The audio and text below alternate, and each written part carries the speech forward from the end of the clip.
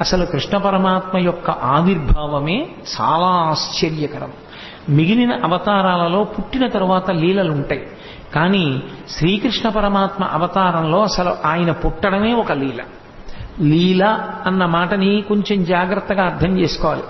లీల అంటే కర్మ చేయడం వల్ల వచ్చినటువంటి ఫలితాన్ని అనుభవించడం కోసం వచ్చినటువంటి ఒక సంఘటన కాదు. పరమేశ్వరుడు తనంత తాను కల్పించుకుని లోకానికి ఒక పాఠం నేర్పడం కోసమని చేసినటువంటి క్రియ. అంటే మీకు నేను ఒక ఉదాహరణ చెప్పాలి అంటే, నేను ఇవాళ మీ ముందు ఇలా మెళ్ళో పూలదండ వేసుకుని కూర్చోవడానికి శాస్త్రంలో గతంలో నేను చేసిన కర్మ ఏదో ఫలితంగా ఉంటుంది. కాబట్టి నాకు ఇవాళ ఈ విషయం మీద ప్రసంగించడానికి పరమేశ్వరుడు ఒక అధికారం ఇస్తాడు.